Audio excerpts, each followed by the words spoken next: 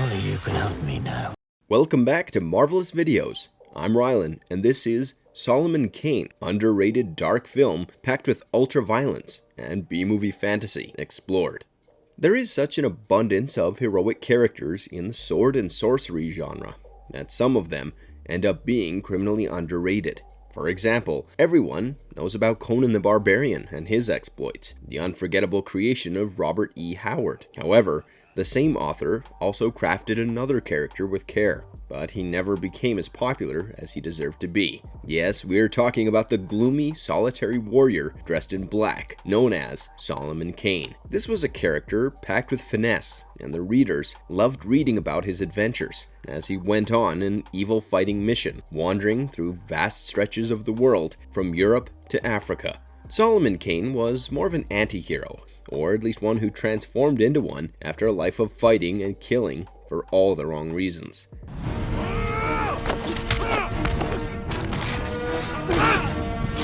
It took a very long time for the film rights to be obtained, and it was only in 2009 that the live-action movie was finally released. With a respectable budget of around $40 million, the film dared to explore an original story, one that was not written by Howard. The box office results, however, were quite disappointing to say the least. Despite a commendable effort, the film failed to charm the audiences, and this dark-themed ultra-violent drama ended up being a one-off effort to put this iconic character on the big screen. However, in this video, we'll explore the movie meticulously, and we will look into some future projects featuring Solomon Kane that might be brewing. Before we get into today's explanation, however, we have a very small request. If you like our content, please support us by subscribing to our channel. This is a small click for you, but for us, it means a lot. Thanks. Now, let's begin. What are you? Solomon Kane, a tale of redemption in a world of chaos and darkness. In the opening sequence, we see Solomon Kane leading his ships and crew into battle against the Ottoman occupiers. The time is somewhere between 16th century, and the first sight of Solomon Kane tells you that he means business. We see him cutting down hordes of enemy fighters, and eventually, he guides his men to the throne room. There is something off-putting about this place, and one of his comrades gets the jitters. However, Kane is not one to be bothered by anything, and he ends up in the middle of the throne room with all of his men. All of a sudden, demonic apparitions conjure out of nowhere and take away a few of the men. Kane is unperturbed and goes into the inner sanctum, a room that is filled with gold and other riches. The door closes behind him all of a sudden, and he hears the dying screams of his men outside. Inside the room, a powerful demon appears, who calls himself the Devil's Reaper. I am the Devil's Reaper. He reveals that Kane's life of sins has ensured that his soul is damned and promised to Satan. Just as he is about to be stricken down, Kane jumps out a window. We hear the last words of the demon as he says that he will hunt Kane down. The plot then moves ahead a few years into the future.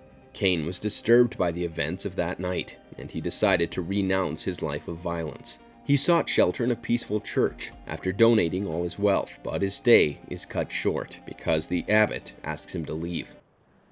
Your future is not here with us. He believes that Kane's road to redemption can be possible through his journey, and a clueless Solomon Kane wanders out into the wilderness. Along the road in the middle of nowhere, a family offers him a ride in their caravan, but he respectfully refuses. They warn him that it's not safe to travel through the region alone, but Kane decides to continue on foot regardless. However, they were right, and Kane is soon attacked by 3 robbers. He reveals his unwillingness to fight, but his philosophies of pacifism fall on deaf ears. The robbers soon knock him unconscious after finding nothing worth taking, and leave him for dead. Kane wakes up and finds himself being cared for by the Crowthorns family. This is a family of Puritans, and their young daughter Meredith does her best to nurse Kane back to health. He continues his journey with the family, the parents, and the 3 children. Kane admits to his past life of violence and sins, but the family seems to be forgiving and kind. In fact, it allows Kane an opportunity to call out for his humane side, but his peaceful life is again cut short after they come across a burned village. An evil witch marks Meredith, and soon they are attacked by the forces of Malachi, an evil sorcerer. This masked commander is absolutely ruthless and kills Meredith's father and brothers before taking her prisoner. Kane watches helplessly as they take off with Meredith, but her dying father makes him promise that he will get Meredith back to safety. Swear it to me. Swear. I swear. Kane abandons his vows of non-violence and sets off to rescue Meredith from her captors. Along his journey, he comes across an abandoned church with a deranged priest. The priest tells him all about Malachi and how he has taken over the entire land. Who is this Malachi? A servant of the devil. He transforms the weaker ones into slaves and the stronger prisoners into his soldiers.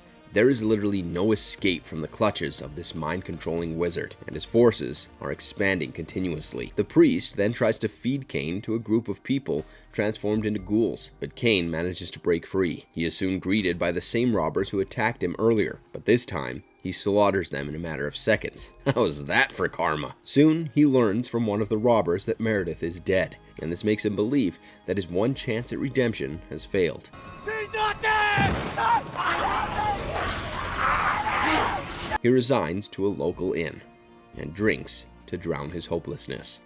One of his former shipmates recognizes him at the inn, and he offers him to lead them as a resistance force against Malachi.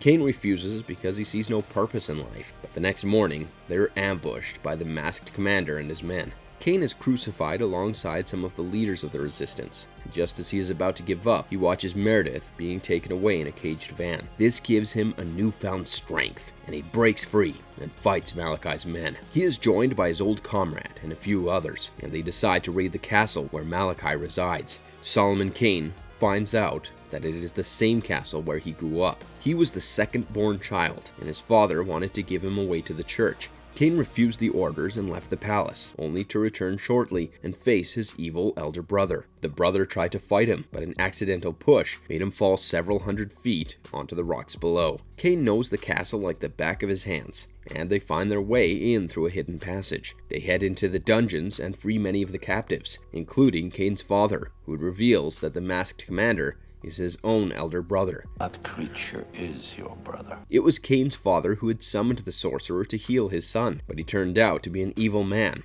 who took control of everything. It all boils down to a final showdown between Malachi and Kane in the throne room of the castle after Kane frees Meredith. The evil sorcerer sends Kane's brother against him, but Kane manages to finish him off after an intense duel. Eventually, Kane shoots Malachi dead, and they both jump through a portal created to take away his soul. Meredith mourns the death of Kane when he suddenly awakens. It turns out that through his good deeds, he has finally redeemed his soul, and from now onwards, he would roam the earth, fighting all forms of evil.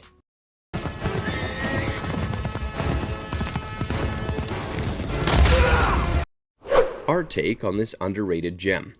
Solomon Kane might not have the same level of loyal fan base as Conan the Barbarian, but we are impressed by the character. The film happens to be a charming adaptation that retains the true essence of Solomon Kane, while creating its own storyline. In fact, as avid readers of Robert E. Howard's work, we were pleasantly surprised that the director, M.J. Bassett, could create such an exemplary narrative. Award-winning fantasy author Ramsey Campbell worked on the screenplay, and he did not disappoint. According to the movie narrative, Solomon Kane is a transformed character, undergoing redemption, and is somewhat different than the cold-hearted character that we see in the books. However, the director was clever enough to retain the dark ambiance, and even add to it. The visuals are quite stunning, and haunting at the same time. You have vast stretches of snowbound land, crumbling ruins, and the overall color palette is kept on the dark and gloomy side. The special effects are one of the strong assets of the movie, because from Devil's Reaper to the demon-possessed soldiers, everything looks quite real. The script never strays from the serious undertone, and you will not be disappointed by the unnecessary comedic moments at any point. The characters are drawn out pretty well as well, and you will find yourself establishing an emotional connection with the likes of Meredith, her family, and even their bonding with Solomon Kane.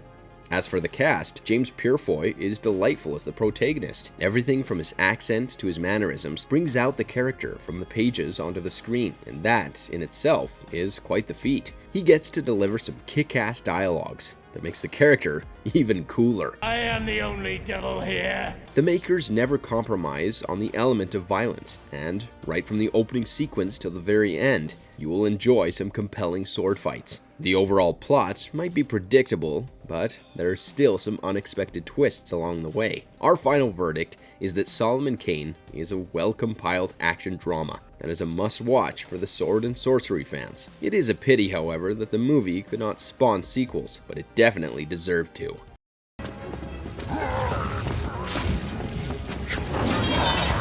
Why is Solomon Kane one of the most underrated sword and sorcery movies of all time? Was the movie flawless? Absolutely not. It did have its ridiculous moments and absurdities, but you don't really expect sword and sorcery films to be physics documentaries, now do you? So why did the film fail so badly? Well, one of the main reasons is that the promotional events were minimal, and there was far too little hype created by the filmmakers. Besides, the movie was released in the US a whole 4 years after the UK release, and by then, most people who were interested in watching the film, well, had already watched it. We keep saying that Solomon Kane is right up there with the likes of Conan the Barbarian, but such comparisons did not really help its cause. It lacked the star power of someone like Arnold Schwarzenegger, and many fans had given up on the movie even before checking it out. The makers, unfortunately, are also to be blamed for some of the flaws in the execution. It does not help that the main villain, Malachi, is seen only for the final 10 minutes of the film. Solomon Kane's individual episodes of heroic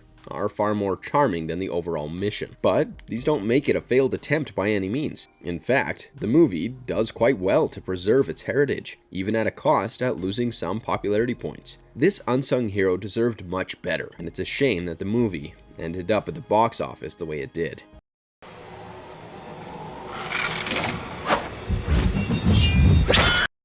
When is Solomon Kane 2 releasing? Solomon Kane was initially envisioned to be the first of a trilogy, so many of you might be wondering what happened to the sequels. Well, unfortunately, due to box office failure, no follow-up movies were made. There have been comic books, role-playing games, and even a few audio stories featuring the hero, but the 2009 Solomon Kane is the only movie ever made on this character.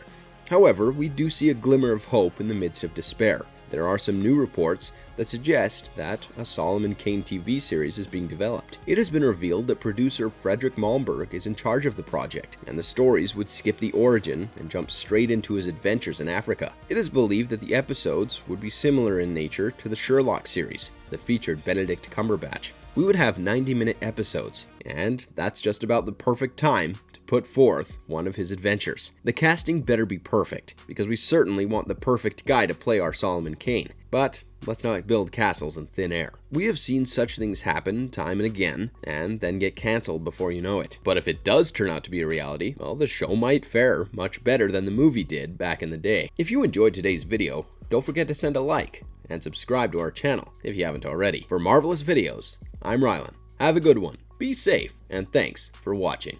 I must keep it.